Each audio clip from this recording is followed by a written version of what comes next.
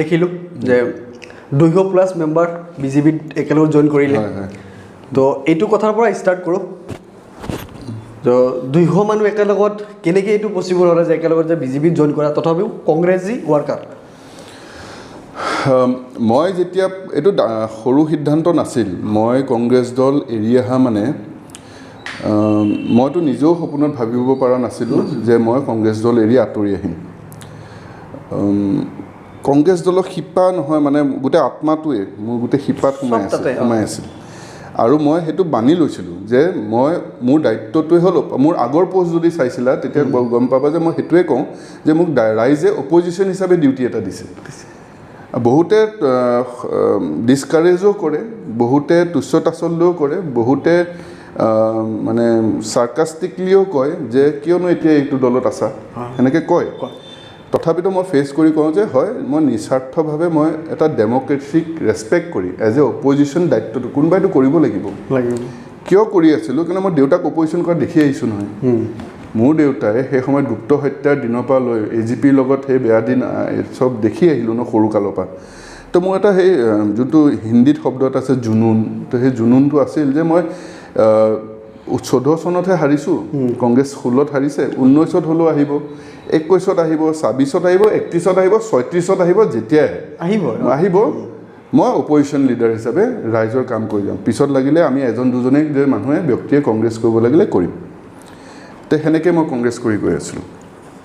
তে কংগ্ৰেছ কৰি গৈ থাকোঁতে কোনো অসুবিধা পোৱা নাছিলোঁ যথেষ্ট মৰম চেনেহ ৰাইজৰ পৰা পাইছোঁ দলীয় সতীৰ্থসকলৰ পৰা সন্মান পাইছোঁ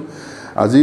কংগ্ৰেছত থাকি মই আজি যিমান উচ্চ স্তৰত গৈ পেলাই ৰাইজক সেৱা কৰিবলৈ পাইছোঁ দলো বহুত উচ্চ মই অল ইণ্ডিয়া কংগ্ৰেছ কমিটিৰ এজন সদস্য হ'বলৈ পালোঁ ইমান কম বয়সত ইমান ডাঙৰ পোষ্ট এটা ইমান সহজে নাপায় আগতে আমাৰ দেউতাহঁতক দেখিছিলোঁ দেউতাহঁতে সেই AICC মেম্বাৰ হ'বৰ কাৰণে দেউতাহঁতেই নোৱাৰিলেগৈ পিছত গৈ মন্ত্ৰী হওঁতে পাইছেগৈ সেইটো মই এই কম বয়সত পাইছিলোঁগৈ তো সেনেকুৱা সন্মান পোৱাৰ পিছতো এই দলটোৰ লগত মই থাকিব বিচাৰিছিলোঁ কিন্তু এনেকুৱা এটা পৰিস্থিতি হ'ল লাহে লাহে যে দলটোৱে নিজে এটা ডেষ্ট্ৰাকটিভ মোডত ছুইচাইড মোডত গুচি গৈছিল কোনোবা এখন যুদ্ধত যুঁজিবৰ কাৰণে কমাণ্ডাৰ লিডাৰটোৱে নিজে যুঁজা শক্তিটো থাকিব ন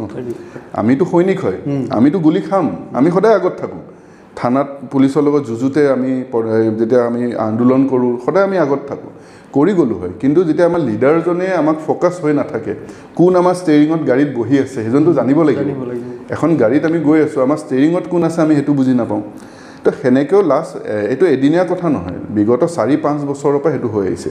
আমি যুঁজি আহিছোঁ আমি কষ্ট কৰি আছোঁ আমি দিল্লী নেতা নেত্ৰীক কওঁ যে এনেকুৱা হৈ আছে আৰু অসমৰ নেতাসকলেও মানে মোটামুটি নিজৰ স্বাৰ্থৰ কাৰণে দলটোক ব্যৱহাৰ কৰাৰ নিচিনা হৈছে কেইজনমানে আপুনি এতিয়া এইটোও ক'ব পাৰে বা মই নিজেও ক'লোঁ এতিয়া ফাইট কৰা তুমি দলটোৰ ভিতৰত থাকি ফাইট কৰা নকৰা নহয় মই দলটোৰ ভিতৰত থাকি যথেষ্ট মাত মাতিছোঁ দলটোৱে যেতিয়া এনেকুৱা পৰ্যায় দেখিছোঁ যে দিছপুৰ সমষ্টিত তুমি চাবা বিগত 30 বছৰৰ পৰা মোৰ দেউতাই এই সমষ্টিৰ লগত জড়িত জানা এটা দিছপুৰ সমষ্টি বুলি ক'লে এটা মানুহ মাথাত ডাইৰেক্ট মোৰ পিতৃ বা মোৰ নামটো আহে মাথাত আহি যায় তো সেনেকুৱা এটা সমষ্টি যেতিয়া এলায়েন্স পাৰ্টনাৰ এটাক দিলে সেই সময়ত আমি অনুভৱ কৰিছিলোঁ বা আমি অনুৰোধ কৰিলোঁ হয় যে আমাৰ লগতো এবাৰ আলোচনা কৰক এলায়েন্স হ'ব পাৰে কংগ্ৰেছ দলে এলায়েন্স কৰাটো মই বেয়া নাপাওঁ এইটো সময়ৰ আহ্বান কিন্তু যোনে সেই সমষ্টিটোৰ লগত জড়িত থাকে কৰ্মীখিনিক এবাৰ জনায়ো ল'ব লাগে মই কোৱা নাই সুধি ল'ব লাগে পাৰ্মিশ্যন ল'ব লাগে এবাৰ জনাই ল'ব লাগে যে এইবাৰ আমি এলায়েন্সত যাম আমাক কোনো খবৰ নিদিয়াকৈ এনেকুৱা এজন ব্যক্তিৰ লগত তাকো CPM লেফটিষ্ট ভৰ্তি মাথাৰ মানে যোনে লেফটিষ্ট এটা চিন্তা কৰে সেই চিন্তাধাৰা মানুহ ব্যক্তি এজনক টিকেটটো দি দিলে কংগ্ৰেছৰ এই এটা গড় য'ত দিছপুৰ সমষ্টিত কংগ্ৰেছৰ বিধায়ক আছিল তেতিয়াহ'লে সেইবোৰ কথা দুখ লাগিল ঠিক আছে তথাপিতো দলে কৈছে আমি সৈনিক মানি চলিম কিন্তু দেখিলোঁ বোলে সেই ব্যক্তিজনৰ এজন ব্যক্তি যোনজন বৰ্তমান সাংসদ তেখেতৰ দলৰ চিন নোহোৱাৰ কাৰণে কংগ্ৰেছৰ চিনটোও দি দিলে সিমানখিনি কেনেকৈ স্বাভিমান নোহোৱা হ'ম কংগ্ৰেছ দলৰ এনেকুৱা দিন আহিল নে এলায়েন্স পাৰ্টনাৰটোক নিজৰ চিনটো দি দিব লগা হ'ব আমি নিজৰ চিম্বল লৈ পেলাই খেলিম নেকি তাৰপিছত এতিয়া দেখিবলৈ পালোঁ পৰ্যায়ক্ৰমে লাহে লাহে বৰ্তমান নেতৃত্ব যোনজন আছে সেইজন বিশেষ ব্যক্তিৰ লগতে আলোচনা কৰি সেইজন ব্যক্তিৰ লগতে মঞ্চত বহি পেলাই তেওঁ লিষ্ট দিয়াখিনিকে আমি কৰিব তে সেনেকুৱা ধৰণে খাম খেলি এটা মই এটা উদাহৰণ দিছোঁ খালি এনেকুৱা আৰু বহুত উদাহৰণ আছে যেনেকৈ মই ক'লোঁ ইয়াত মই কংগ্ৰেছ কৰ্মীয়ে আমি টিকেট পোৱা নাই আপুনি চাব এইবাৰ এইবাৰ কৰিমগঞ্জত আমি হায়াৰ কৰি পেলাই টিকেট কিয় দিব লগা হৈছে আমাৰ কংগ্ৰেছত কৰ্মী আছিল নহয় আছিলে ফাইটাৰ আছিল নহয় আমাৰ যোনে বেয়া দিনত কংগ্ৰেছ কৰি আছে নহয়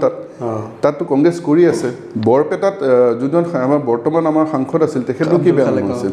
ভাল বক্তা আছিল পাৰফৰ্মেঞ্চ আছিল তেখেতকো এৰি দিলে মানে ইণ্টাৰনেল পলিটিক্সটো ইমান বেছি হ'ল আমি দেখিছোঁ যে যুদ্ধ সময়ত সকলো একত্ৰিত হয় বেয়া সময়ত মানুহ এক হয় ইয়াত আকৌ বেয়া সময়ত বহুত বেছি লবি হয় এক হোৱা যেতিয়া চেষ্টা এটা দিওঁ সেই মানুহটো বেয়া মই এক হোৱা এটা উদাহৰণ মই বহুত চেষ্টা দিছোঁ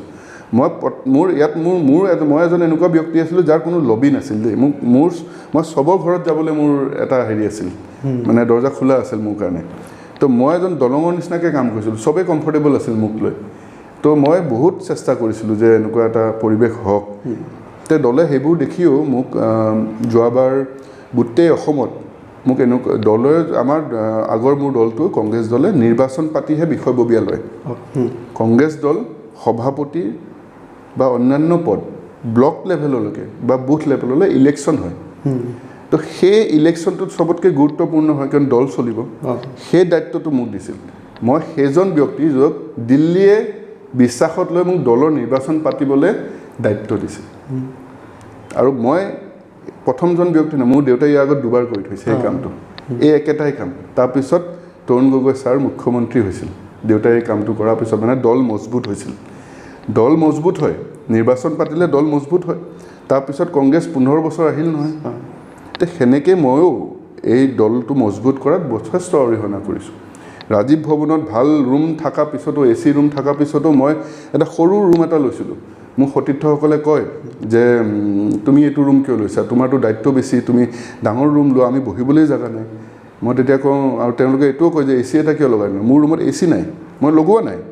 মই তেখেতসকলে তেতিয়া কওঁ মোৰ যেতিয়া ঘাম পৰিব কষ্ট পাম মই তেতিয়াহে বুজি পাম মোৰ লক্ষ্যটো ক'ত মই যদি আৰামত ৰাজীৱ ভৱনত বহি থাকোঁ কংগ্ৰেছ কৰ্মীসকলে আহি পেলাই মোৰ ৰুমত আহি এচি খাবলৈ আহে আৰু তেওঁলোক ওলাই গ'লে ঘামে কিন্তু মই নাঘামিম তেতিয়াহ'লে মই সেই কৰ্মীসকলৰ অনুভৱটো বুজি নাপাম নহয় বা মোৰ লক্ষ্যটো কি মই বুজি নাপাম নহয় সেইকাৰণে আজিৰ দিনতো আজিতো মোৰ ৰুম নাই আৰু তাত তেওঁলোকে মই আঁতৰাৰ পিছত আঁতৰাই দিছে চাগে কিন্তু সেই ৰুমটোত মই এচি লগোৱা নাছিলোঁ ৰাজীৱ ভৱন কিয় কাৰণে মই দলৰ লগত জড়িত হৈ আছিলোঁ মই দলৰ শিপাৰ লগত জড়িত হৈ আছিলোঁ আপুনি মোক প্ৰশ্নটো কৰিছিল বহুত দীঘলীয়াকৈ উত্তৰ দিলোঁ যে মোৰ লগত আজি 200জন কি মোৰ লগত এতিয়া প্ৰায় 10,000জন কৰ্মী আমাৰ দিছপুৰ সমষ্টিৰ গুৱাহাটী লোকসভা অন্তৰ্গত আহিবলৈ ৰেডি হৈ আছে আহিব এতিয়া আৰম্ভণিহে আহিব যেতিয়া তেওঁলোকে দেখিছে মই এজনকো আহ্বান জনোৱা নাই আপুনি ফোন কৰি প্ৰত্যেকজনক সুধিব পাৰে যে মানস বৰাই তোমালোকক মাতিছে নেকি মই মাতা নাই তেওঁলোকে নিজে আহিছে নিজে কৈছে যে মই আৰু আপোনালোকে আপুনি যেতিয়া থাকিব নোৱাৰিলে আমিও থাকিব নোৱাৰোঁ তেওঁলোকে দেখিছে যে মই তেওঁলোকৰ লগত বেয়া দিনত জড়িত হৈ আছিলোঁ কষ্ট পাই আছিলে চবে কিন্তু মই আছিলোঁ তেওঁলোকৰ লগত বেয়া দিনত তে সেইকাৰণে তেওঁলোকেও কৈছে যে এতিয়া আমিও এই দলটোৰ লগত চাগে নোৱাৰিম আৰু ভৱিষ্যতে এই দলটোৱে নিজকে বচাব পৰা এটা স্থিতিত দেখা নাই আৰু সব মানে সেলফিশ এটা হেৰিত মানে কাম কৰি আছে তে মই নিশ্চয়কৈ ধন্য ভাবোঁ সকলোকে ধন্যবাদো দিব বিচাৰোঁ আপোনালোকৰ জৰিয়তে যে তেওঁলোকে মোৰ ওপৰত বিশ্বাস ৰাখি এটা এনেকুৱা যাত্ৰাত আগুৱাই আহিছে যোনটো যাত্ৰা তেখেতসকলৰ কাৰণে নতুন হ'ব এতিয়া 200জন এটা প্ৰগ্ৰেম হিচাপে আনুষ্ঠানিকভাৱে হেড অফিচত কৰিছোঁ এই 200জনৰ লগত প্ৰত্যেক এজনৰ লগত কিন্তু 200কে আছে নহয় আছে এওঁলোক মুৰব্বীকেইজনহে আহিছে সেইকাৰণে মই ভাবোঁ কংগ্ৰেছৰ ইতিমধ্যে মই অহা আগতে বিজেপি বহুত ষ্ট্ৰং এটা পজিশ্যনত আমাৰ গুৱাহাটী সমষ্টিত আছিল অনাগত দিনত মই অহাৰ পিছতো ভাবোঁ আমাৰ কৰ্মীখিনিয়ে যথেষ্ট সহায় কৰিব আৰু 4 লাখৰ মাৰ্জিনটো 5 লাখলৈ পাবগৈ বিজেপি নিশ্চয় বহুত লাখ ভোটত ইয়াৰ পৰা জয়লাভ কৰিব